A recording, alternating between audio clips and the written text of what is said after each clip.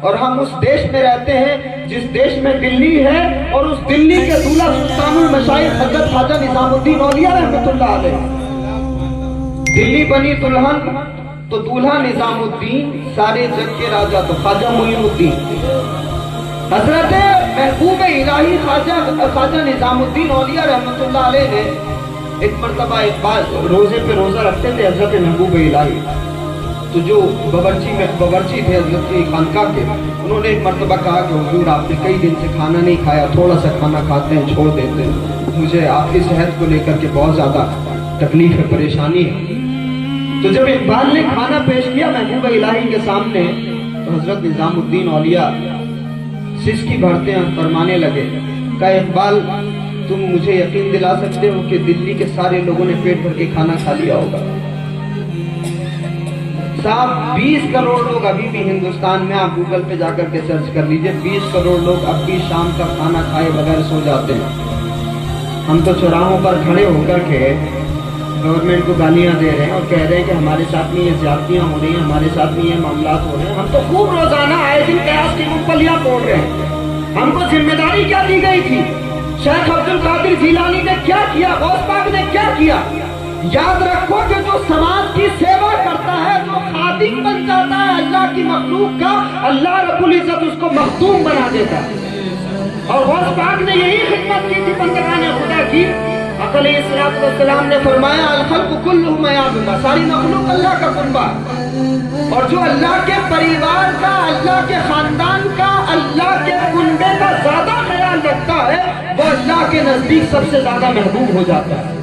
اور جب بندہ اللہ کے بندوں کی خدمت کر کے خدا کا محبوب ہو جاتا ہے، تو پھر اللہ رب العزت اپنے اس محبوب بندے کی محبت دنیا کے سارے انسانوں کے دلوں میں ڈال دیتا ہے۔ اس وجہ سے غوث پاک کو ساری دنیا یاد کر رہی ہے۔ تو یہ خانقاہی نظام ساری دنیا میں پھیلا، اور آج اس نظام کی زندگی کی ہندوستان میں بہت زیادہ ضرورت ہے۔ ہر مسلمان اگر آج خود کو انسیکیور محسوس کر رہا ہے، اگر آپ کو لگ رہا ہے کہ آپ کی دکان غیر محفوظ ہے، اگر آپ کو لگ رہا ہے کہ آپ کی مسجدیں غیر محفوظ ہیں، تو ہمیں حضرت غوث پاک کی خدمت کا اس مشن کو اپنانا ہوگا، ہمیں حضرت سلطان الہند کی خدمت کو اس مشن کو اپنانا ہوگا، محبوب الہی خواجہ نظام الدین اولیاء کے اس مشن کو اپنانا ہوگا۔ ہماری پرابلم یہ ہے کہ ہم فاتحہ تو نظام الدین اولیاء کے نام کی پڑھتے ہیں، لیکن مزاج ہمارا بھی تغلق جیسا، ضدی، کہیں بھی لچکدار بننے کے لیے تیار نہیں۔ ہم بھی ضدی ہو گئے حالات کے ساتھ۔ اور یاد رکھو کہ جب کوئی اکڑتا ہے تو وہ اکھڑ جاتا ہے، جس کے اندر لچک ہوتی ہے وہ بچ جاتا ہے۔ اس ملک میں دونوں طرح کے مسلمان ہیں، جنہوں نے ضد کی ان کے محل تو ہیں لیکن قبریں کہاں ہیں کسی کو نہیں پتا، لیکن جن کے اندر لچک تھی، اس معین الدین کا آستانہ کہاں ہے، ساری دنیا اجمیر شریف جا کر کے چادر چڑھاتی ہوئی نظر آتی ہے۔ آتی کہ نہیں آتی؟ کیوں؟ ایک ہندو کسان حضرت خواجہ کی بارگاہ میں آیا، ہندو کسان غریب نواز کی بارگاہ میں آیا، کہا بابا میری زمین پہ ایک حاکم نے قبضہ کر لیا۔ تو کہا پھر؟ اس نے کہا کہ بابا میں چاہتا ہوں میری زمین کو آپ آزاد کرا دیں۔ تو کہا اچھا ٹھیک ہے، میں بادشاہ کو خط لکھ دیتا ہوں۔ سلطان الہند کی عمر تقریباً 80 سے 90 سال کے بیچ ہے۔ آپ سوچئے کہ عمر کا وہ حصہ، ایک ہندو کسان آ کر کے ہاتھ جوڑ کر کے کہہ رہا ہے کہ بابا میری زمین آزاد کروا دیجیے۔ غریب نواز نے فرمایا خط لکھ دوں؟ کہا نہیں، میرے ساتھ آپ دلی چلیے۔ سلطان الہند اس کے ساتھ دلی چلنے کے لیے تیار ہو گئے۔ سبحان اللہ۔ اس ملک میں زمینیں جیتنے والوں کا اور دلوں کو جیتنے والوں کا اتحاد، اور دونوں کا نتیجہ اور دونوں کا ریزلٹ، اور خود طے کر لو کہ تمہیں کس راستے پر چلنا ہے۔ تمہیں اگر بچنا ہے تو تغلق بن جاؤ، اور اگر تمہیں مشکلات میں پھنسنا ہے تو تغلق بن جاؤ، اور اگر مشکلات سے بچنا ہے تو معینی بن جاؤ، اپنے مزاج کو معینی بناؤ۔ تو حضرت غریب نواز رحمۃ اللہ علیہ نے فرمایا کہ بھائی چلو ٹھیک ہے۔ اب سفر شروع ہوا تھا، اجمیر شریف سے دلی کا پیدل سفر ہو رہا ہے۔ سفر کرتے کرتے کرتے کرتے دلی پہنچنے والے تھے تو سلطان شمس الدین التمش رحمۃ اللہ علیہ وہ دلی سے باہر نکلے استقبال کے لیے، دادا پیر کا استقبال کرنے کے لیے۔ حضرت خواجہ قطب الدین بختیار کاکی کے مرید اور خلیفہ ہیں سلطان شمس الدین التمش رحمۃ اللہ علیہ، بادشاہ اس زمانے۔ تو دادا پیر کا استقبال کرنے کے لیے جب نکلے، حضرت غریب نواز تشریف لائے، دستبوسی کی، عرض کی بادشاہ نے حضور اس عمر میں इतनी दूर से यहाँ आने की जहमत क्यों फरमाई है? तो हजरत गरीब नवाज ने इरशाद फरमाया, कहा भाई ये हमारा हिंदू किसान है, इसकी जमीन पे किसी ने कब्जा कर लिया है, वो जमीन जरा आजाद करनी है। कहा अच्छा इतनी छोटी सी बात थी हुजूर, आप वहीं से खत लिखवा देते, जमीन तो आजाद हो जाती। सुल्तानुल हिंद ने फरमाया कि हाँ जमीन तो आजाद हो जाती, मगर इसके दिल को सुकून कैसे मिल पाता। सुभान अल्लाह, ये हमारे बुजुर्गों ने इस तरह लोगों के दिलों को जीता।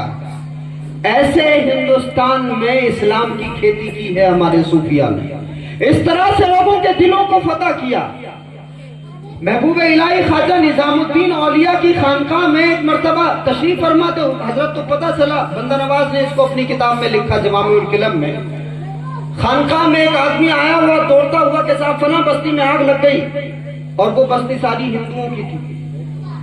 वहां आग लग गई तो किसी ने आके कहा कि हुजूर आग लग गई। हजरत महबूब इलाही फौरन खानकाह की छत पे चढ़ गए, दोपहर का वक्त खानकाह की छत पे चढ़े, और चढ़ने के बाद में कहने लगे कि भाई जल्दी जाके इनकी आग को बुझाओ। कहा हुजूर आप तो नीचे आ जाइए, बड़ी तेज धूप है। कहा नहीं, जब तक ये आग नहीं बुझेगी तब तक निजामुद्दीन नीचे नहीं आएगा।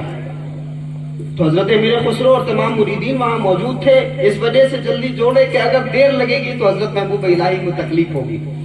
तो गए, जल्दी आग बुझा के आए, और जब वापस लौटे ख्वाजा निजामुद्दीन औलिया खानकाह की छत से नीचे तशरीफ लाए, और फिर हजरत ने तमाम मुरीदीन से फरमाया कि भाई अब इनके तो घर जल चुके, इनकी झोपड़ियां जल गई हैं, जाओ इनको कहो इनके खाने का रहने का इंतजाम निजामुद्दीन औलिया की खानकाह में होगा। जिनको कहीं पनाह न मिले मोहम्मदुर रसूलुल्लाह के गुलाम उनको पनाह देते हैं, क्योंकि हमारे नबी ने उनको इज्जत अता फरमाई है जिनको कोई इज्जत नहीं देता। रसूलुल्लाह मदीने की उस खातून से बड़ी देर तक गुफ्तगू फरमाते रहे जिसको लोग पागल समझ के नजरअंदाज करते रहे, और सहाबा किराम ने अर्ज किया या रसूलुल्लाह ये तो पागल खातून है, दिमाग से बड़ी कमजोर है।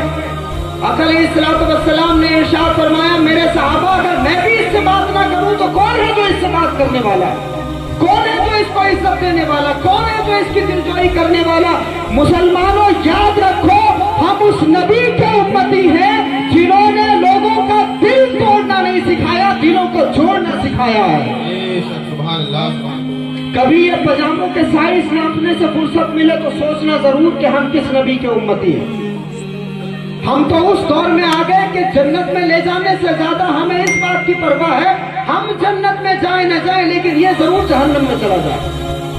हम यहाँ आ गए, किस मिशन पे आए थे, अल्लाह ने क्या करने के लिए भेजा था, हमें बेस्ट कम्युनिटी बनाया था, हमें खैर उम्मत बनाया था, और इसलिए बनाया था कि तुम दुनिया के सारे इंसानों की समस्याओं का समाधान करने के लिए भेजे गए हो। शेख अब्दुल कादिर जिलानी गौसे आजम रज़ी अल्लाह तआला अन्हु ने अपने